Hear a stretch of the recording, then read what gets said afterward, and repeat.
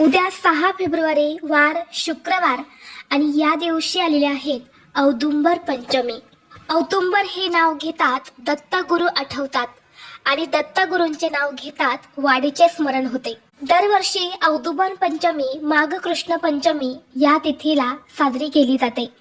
भगवान श्री नृसिंह सरस्वती स्वामी महाराजांनी शैल्यगमन केल्यानंतर श्री नृसिंहवाडीच्या पुजाऱ्यांना पुन्हा प्रत्यक्ष दर्शन देऊन 5 दिवस त्यांच्याकडून सेवा स्वीकारली होती आणि आजच्या या पावन तिथीला श्री स्वामी महाराज अदृश्य झाले, म्हणून वाडीला गुरुप्रतिपदेपासून ते औदुंबर पंचमीपर्यंत जागरणाचा उत्सव हा साजरा केला जातो। भगवान श्री नृसिंह सरस्वती स्वामी महाराज म्हणजेच दत्तगुरू आणि दत्तगुरू म्हणजेच आपले श्री स्वामी समर्थ महाराज आणि म्हणून स्वामींना हा दिवस समर्पित केला जातो। या दिवशी आपल्या स्वामींची दत्तगुरूंची सेवा उपासना केली जाते। या औदुंबर पंचमीच्या दिवशी दत्त तत्व हे पृथ्वीवरती खूप जास्त प्रमाणामध्ये जागृत असते आणि म्हणून या दिवशी आपण जे काही उपाय करतो, ज्या काही सेवा करतो, तर त्याचं आपल्याला निश्चितच फळ प्राप्त होते। आणि म्हणून आज मी तुम्हाला या व्हिडिओमध्ये एक अतिशय प्रभावी असा उपाय सांगणार आहे। उद्या शुक्रवारी औदुंबर पंचमीच्या दिवशी तुम्ही काहीच नाही केले तरीही चालेल, पण उंबराच्या झाडाला अर्पण करा ही एक वस्तू। ही वस्तू अर्पण केल्याने कितीही कठीणातील कठीण इच्छा दत्तगुरू पूर्ण करतील। तुमच्या आयुष्याचं सोनं होऊन घराची, मुलांची, पतीची अगदी भरभरून प्रगती होईल। मनातील प्रत्येक इच्छा ही पूर्ण होईल। तर अशी कोणती वस्तू आहे जी तुम्हाला औदुंबराच्या झाडाला अर्पण करायची आहेत, कोणत्या वेळेत हा उपाय करायचा आहे, याबद्दलची संपूर्ण माहिती या व्हिडिओमध्ये मी तुमच्यासोबत शेअर करणार आहे। त्यामुळे तुम्ही हा व्हिडिओ स्किप न करता शेवटपर्यंत नक्की पहा।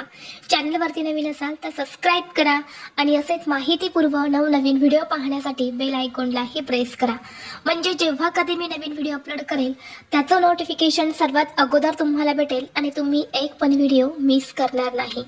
तसेच हाय बटनला देखील क्लिक करा। तर पहा, आज या व्हिडिओमध्ये मी तुम्हाला जो उपाय सांगणार आहे तर हा उपाय आपल्याला उद्या शुक्रवारी औदुंबर पंचमीला करायचा आहे। दिवसभरामध्ये तुम्ही हा उपाय कधीही करू शकता। अगदी सकाळपासून ते संध्याकाळपर्यंत आपल्याला ही जी एक वस्तू मी तुम्हाला सांगणार आहे तर ती औदुंबराच्या झाडाला अर्पण करायची आहे। तर ही वस्तू औदुंबर वृक्षाला का अर्पण करायची आहे तर पहा, औदुंबर पंचमी म्हणजे दत्तगुरूंना समर्पित असणारा दिवस। साक्षात दत्त निवास असलेला पवित्र वृक्ष म्हणून औदुंबराची ख्याती आहे। 21 गुणांनी परिपूर्ण औदुंबर वृक्षाखालीच सद्गुरू माऊली दत्तांनी साधना केली होती आणि म्हणून या वृक्षाला भूतलावरील कल्पवृक्ष म्हणतात, कारण प्रभू विष्णूने औदुंबर वृक्षाला आशीर्वाद दिला आहे की याला सदैव फळे येतील। जो व्यक्ती या झाडाची पूजा करेल त्याच्या सर्व इच्छा मनोकामना पूर्ण होतील। या झाडामध्ये एक दैवी शक्ती असते, म्हणून या झाडाला दैवी वृक्ष असे सुद्धा म्हणले जाते आणि म्हणून आपल्याला या झाडाला ही जी एक वस्तू आहे तर ती अर्पण करायची आहे।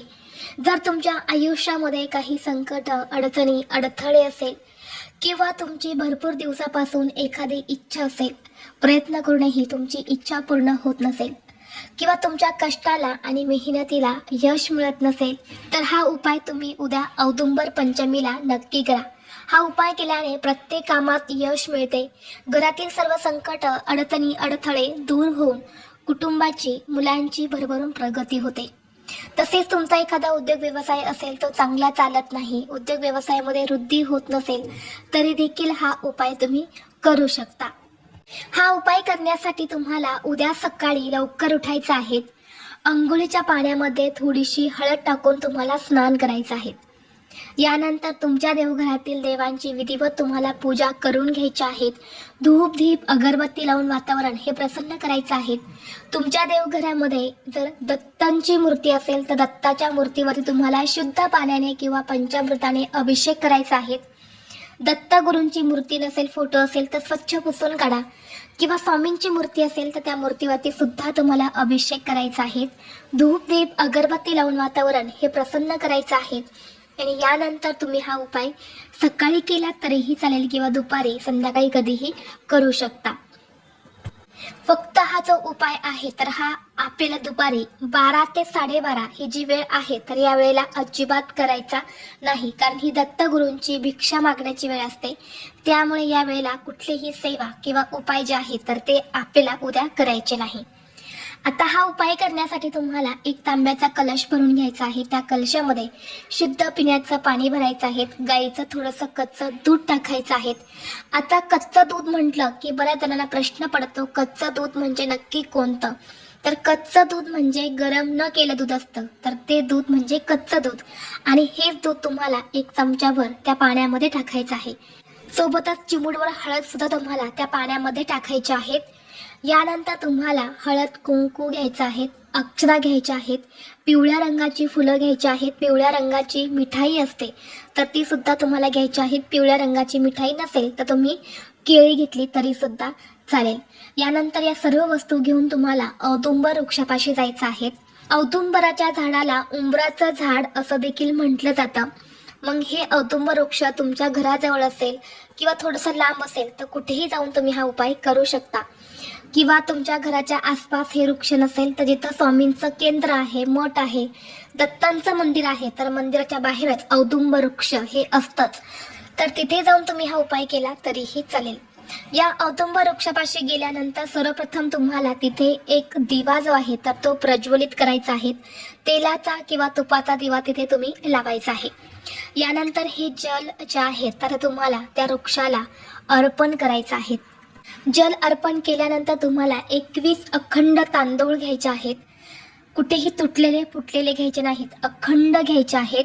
आणि यानंतर त्या 21 तांदळाला थोडंसं हळद आणि कुंकू लावून ते तुम्हाला लाल पिवळे करायचे आहेत, म्हणजेच लाल पिवळ्या अक्षरा तुम्हाला तयार करायच्या आहेत.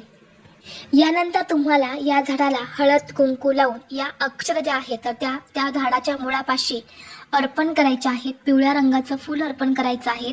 पिवळ्या रंगाची मिठाई जी आहे तर ते देखील तुम्ही अर्पण करायची आहेत. मिठाई नसेल तर तुम्ही केळी अर्पण केली तरीही चालेल, कारण दत्तगुरूंना पिवळ्या रंगाच्या वस्तू या अत्यंत प्रिय आहेत. आणि यानंतर अगरबत्ती लावून तुम्हाला या झाडाला 11 प्रदक्षिणा करायच्या आहेत. प्रदक्षिणा करत असताना श्री गुरुदेव दत्त, श्री गुरुदेव दत्त या मंत्राचा जप करायचा आहे. या दिवशी या झाडाला प्रदक्षिणा घातल्याने अपत्य प्राप्त होते, तसेच सर्व पापे वाईट कर्म नष्ट होऊन इच्छित फलप्राप्ती होते. यानंतर दोन्ही हात जोडून तुम्हाला दत्तगुरूंचं नामस्मरण करायचं आहे. तुमच्या मनातील जी काही इच्छा आहे ती तुम्हाला व्यक्त करायची आहेत. आणि यानंतर तुम्हाला त्या झाडापाशी जी काही थोडीशी मुळापाशी माती असते तर ती माती तुम्हाला घरी आणायची आहेत. आणल्यानंतर ती एका प्लेटमध्ये ठेवायची आहेत आणि ती प्लेट आपल्या देवघरामध्ये ठेवून त्यावरती हळद कुंकू अक्षदा फुले अर्पण करायची आहेत. धूप दीप अगरबत्ती वळून घ्यायची आहेत. आणि उद्या संपूर्ण दिवसभर रात्रभर ही माती तशीच तुम्हाला तुमच्या देवघरामध्ये ठेवायची आहे. आणि ही माती तुम्हाला घरात आणताना त्या झाडाच्या मुळापाशी जी माती असते, जिथे आपण या वृक्षाला जल अर्पण केलं आहे तर तिथली जी ओली माती असते ना, ते तुम्हाला घरी आणायची आहेत. ही माती आपल्या देवघरात ठेवल्याने घरातील भांडणे, वास्तुदोष, पितृदोष, नजरबाधा, दारिद्र्य, अडचणी नष्ट होतात. आता दुसऱ्या दिवशी ही माती तुम्हाला काढून घ्यायची आहेत आणि आपल्या घरामध्ये जी तुळस असते तर त्या तुळशीच्या कुंडीमध्ये तुम्हाला ही जी माती आहे तर ती टाकायची आहेत, किंवा तुम्ही इतर कोणत्याही झाडाच्या मातीमध्ये ही माती मिक्स करू शकता. तर अशा पद्धतीने आपल्याला हा अत्यंत सोपा आणि प्रभावी उपाय जो आहे तर तो उद्या शुक्रवारी औदुंबर पंचमीला करायचा आहे. उद्या औदुंबर पंचमीला हा उपाय केल्याने घरात होणारी रोजची भांडणे, कटकटी, नवरा बायकोंची भांडणे, आई मुलांची भांडणे असेल तर ती सुद्धा 100% दूर होते. यासोबतच घरातील आर्थिक अडचणी या सुद्धा नष्ट होतात. जर तुमच्या घरामध्ये सुतक असेल तर हा उपाय तुम्हाला करता येणार नाही. घरातल्या स्त्रीला मासिक धर्म असेल तर हा उपाय घरातील स्त्री सोडून इतर कोणतीही व्यक्ती जी आहे तर ती करू शकते.